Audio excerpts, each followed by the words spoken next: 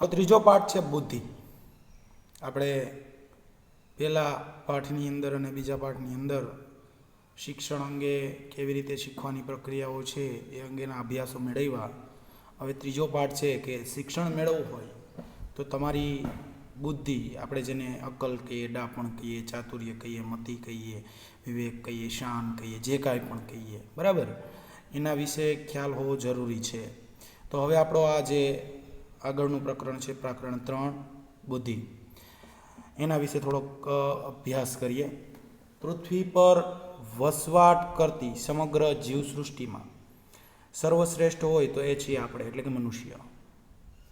અન્ય સજીવોની તુલનામાં મનુષ્ય પાસે વિશિષ્ટ શારીરિક અને માનસિક ક્ષમતાઓ રહેલી છે. ઉત્ક્રાંતિની શ્રેણીમાં, ઉત્ક્રાંતિ એટલે આપણો જે ઉદ્વિકાસ કહીએ કે બીજા સજીવોની સાપેક્ષે આપણો વૃદ્ધિ અને વિકાસની વાત કરીએ તો ઉચ્ચતમ સ્થાન ધરાવતો હોય તો એ છે મનુષ્ય.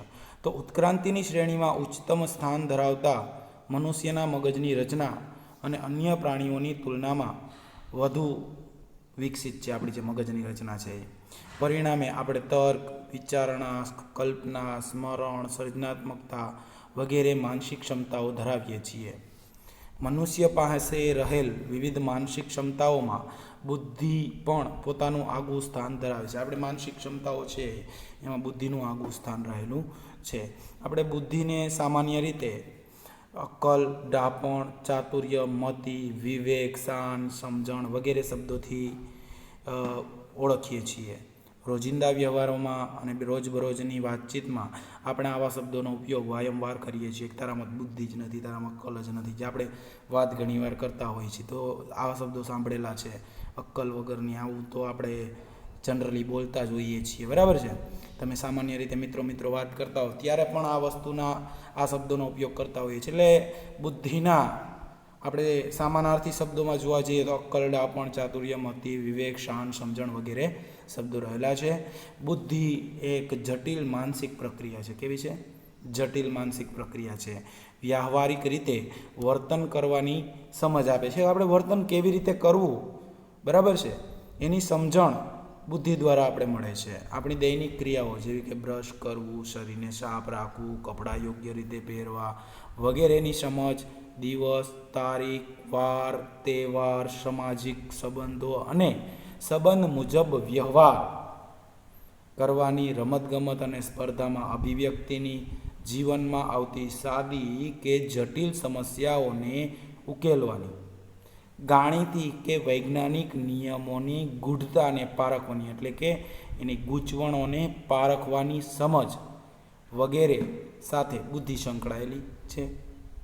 આમ જોઈએ તો બુદ્ધિ એ મનુષ્યના શારીરિક, માનસિક, આવેગિક, સામાજિક, રાજનૈતિક અને વૈજ્ઞાનિક વગેરે તમામ વર્તન સાથે સંબંધિત છે.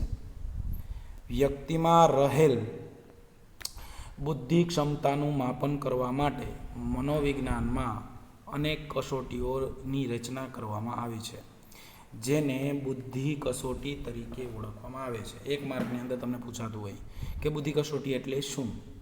તો કે વ્યક્તિમાં રહેલી બુદ્ધિ ક્ષમતાનું માપન, એટલે કે બૌદ્ધિક ક્ષમતાનું માપન કરવા માટે મનોવિજ્ઞાનમાં આ બૌદ્ધિક ક્ષમતાઓ માપવા માટે જે કસોટીઓની રચના કરવામાં આવી છે તે કસોટીઓને બુદ્ધિ કસોટીઓ કહેવામાં આવે છે. બુદ્ધિ કસોટીના પ્રાપ્તાંકને આધારે વ્યક્તિએ કેટલી બુદ્ધિ ક્ષમતા ધરાવે છે તે જાણી શકાય છે.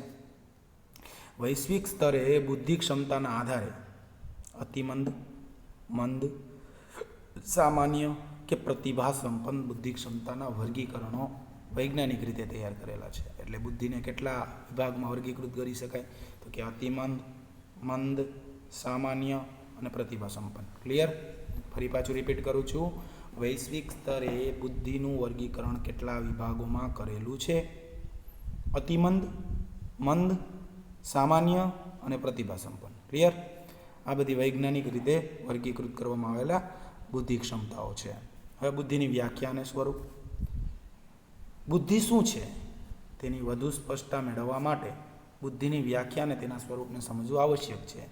બુદ્ધિની વ્યાખ્યા જુદા જુદા દ્રષ્ટિકોણના આધારે મનોવૈજ્ઞાનિકોએ બુદ્ધિની વ્યાખ્યા આપવાનો પ્રયાસ કર્યો છે. એમાં 1879માં જર્મન મનોવૈજ્ઞાનિક એબિહાંગ હોશે વ્યક્તિ વચ્ચે રહેલી ભિન્નતાને આધારે બુદ્ધિની વ્યાખ્યા આપવાનો સૌપ્રથમ પ્રયાસ કર્યો. એટલે સૌથી પહેલો પ્રયાસ બુદ્ધિની વ્યાખ્યા આપવાનો સૌથી પહેલો પ્રયાસ કોણે કરેલો હતો? તો કે એબિંગ હોશે. બરાબર. બુદ્ધિ શબ્દ સંસ્કૃત ભાષાના બુદ્ધ ધાતુ પરથી ઉતરી આવે છે. બુદ્ધ એટલે સમજવું, એટલે જ્ઞાન પામવું. ક્લિયર? બુદ્ધ તમારે સંસ્કૃત ભાષામાં ધાતુ વિશે આવે છે તમારા વ્યાકરણની અંદર, તો એના વિશે અહીં કીધેલું છે કે બુદ્ધિ એટલે શું? તો સંસ્કૃત ભાષાના બુદ્ધ સ્વરૂપ જે છે, બુદ્ધ એટલે સમજવું, બુદ્ધ એટલે સમજવું અથવા જ્ઞાન પામવું, જ્ઞાન મેળવવું. ક્લિયર? એના આધારે બુદ્ધિ એટલે સમજણ કે જ્ઞાન પ્રાપ્ત કરવાની ક્ષમતા. ક્લિયર? આપણા જે એબિંગ હોશે સૌથી પહેલાં પ્રયાસ કર્યો અને આપણા સંસ્કૃત ભાષા મુજબ બુદ્ધિ એટલે બુદ્ધ ધાતુ પરથી ઉતરી આવેલો શબ્દ, બુદ્ધિ એટલે સમજણ કે જ્ઞાન મેળવવું. એટલે માટે બુદ્ધિની વ્યાખ્યા આવી કંઈક બનશે, સામાન્ય વ્યાખ્યા કે બુદ્ધિ એટલે શું? તો કે સમજણ કે જ્ઞાન પ્રાપ્ત કરવાની ક્ષમતા. ક્લિયર? બુદ્ધિને અંગ્રેજીમાં ઇન્ટેલિજન્સ કહેવામાં આવે છે. બરાબર છે. એટલે કે લેટિન ભાષાના ઇન્ટેલિજર ક્રિયાપદથી બનેલો આ શબ્દ છે. ઇન્ટેલિજર એટલે સમજવું. આમ બુદ્ધિ એટલે સમજ શક્તિ. પહેલી વ્યાખ્યા આપણે ઉપર જોઈ. બીજી વ્યાખ્યા આવી બુદ્ધિ એટલે સમજ શક્તિ. આ મુજબ હવે આના પરથી આપણે બુદ્ધિની વ્યાખ્યા આપી શકીએ. તો એ જ મુજબ સાર્થ ગુજરાતી જોડણી કોર્સની અંદર બુદ્ધિની વ્યાખ્યા આપેલી છે. 2008માં સાર્થ કોર્સની અંદર આપેલી છે કે બુદ્ધિ એટલે વસ્તુને જાણવાની ચિત્તની આંકલન કે સમજ શક્તિ. બુદ્ધિ એટલે વસ્તુને જાણવાની ચિત્તની આંકલન કે સમજ શક્તિ. આ છે સાર્થ ગુજરાતી જોડણી કોર્સની વ્યાખ્યા. ત્યારબાદ બિન અને સાયમને આપેલી વ્યાખ્યા છે એ છે બુદ્ધિ એટલે સારી રીતે સમજવાની, યોગ્ય રીતે નિર્ણય લેવાની અને તર્ક કરવાની શક્તિ. બુદ્ધિ એટલે શું? બુદ્ધિ એટલે સારી રીતે સમજવાની, યોગ્ય રીતે તર્ક કરવાની અને નિર્ણય લેવાની શક્તિ. ક્લિયર? આ બે વ્યાખ્યા. ત્યારબાદ ટર્મને વ્યાખ્યા આપેલી છે. વ્યક્તિ જેટલા પ્રમાણમાં અમૂર્ત રીતે વિચારવાની શક્તિ ધરાવતી હોય તેટલા જ પ્રમાણમાં તે બુદ્ધિમાન હોય છે. આપણે મૂર્ત અને અમૂર્ત વિશે જોયું કે મૂર્તને આપણે જોઈ શકીએ છીએ, અનુભવી શકીએ છીએ, સામે હોય એને મૂર્ત કહીએ. અમૂર્ત એટલે આપણે અંદર કે જેને જોઈ શકતા નથી, એને ખાલી વિચાર શક્તિ આપણી છે એ અમૂર્ત છે એક રીતે. બરાબર? તો અમૂર્ત રીતે વિચારવાની શક્તિ ધરાવતી હોય તેટલા પ્રમાણમાં બુદ્ધિમાન હોય છે. આવું ટર્મને કીધું હતું. બુદ્ધિ એટલે વ્યક્તિની એવી સમગ્રલક્ષી શક્તિ કે જેને લીધે તે ધ્યેયપૂર્વક કાર્ય કરી શકે છે, તાર્કિક રીતે વિચારી શકે છે અને પર્યાવરણ સાથે અસરકારક રીતે વ્યવહાર કરી શકે છે. આવું કીધેલું હતું વેક્સલરે. ફરી પાછી વેક્સલરની વ્યાખ્યા રિપીટ કરું છું. બુદ્ધિ એટલે વ્યક્તિની એવી સમગ્રલક્ષી શક્તિ કે જેને લીધે ધ્યેયપૂર્વક કાર્ય કરી શકે, તાર્કિક રીતે વિચારી શકે અને પર્યાવરણ સાથે અસરકારક રીતે વ્યવહાર કરી શકે. ત્યારબાદ ગાર્ડનરની બુદ્ધિની વ્યાખ્યા. બુદ્ધિ એટલે એક કે વધારે સાંસ્કૃતિક પરિવેશોમાં મહત્ત્વની ગણાતી સમસ્યાઓને ઉકેલવાની કે મૂલ્યમાન વસ્તુઓને નિર્માણ કરવાની શક્તિ કે કુશળતા. આવું કીધું હતું ગાર્ડનરે. ફરી પાછી ગાર્ડનરની વ્યાખ્યા રિપીટ કરું છું.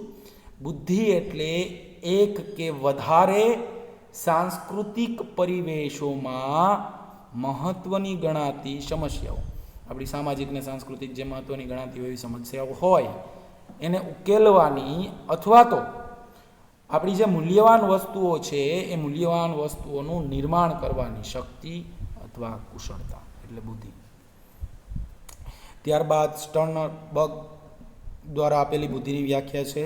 બુદ્ધિ એટલે પર્યાવરણના કોઈ પણ સંદર્ભ સાથે અનુકૂલન કરવા માટે અથવા તેને ઘાટ આપવા માટે અથવા તેને પસંદ કરવા માટે જરૂરી માનસિક શક્તિઓ.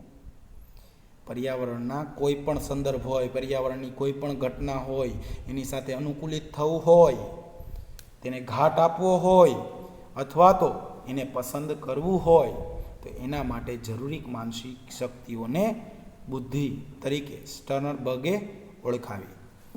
બુદ્ધિ એ તમામ બૌદ્ધિક અને અથવા તો બોધન પ્રક્રિયાઓનો સરવાળો છે કે જેમાં આયોજન હોય, માહિતીનું સંકેતોમાં અંકન હોય, ધ્યાન હોય, આ બધી જ બાબતોનો સમાવેશ થતો હોય. ફરી પાછું જેપી દાસની બુદ્ધિની વ્યાખ્યા શું હતી?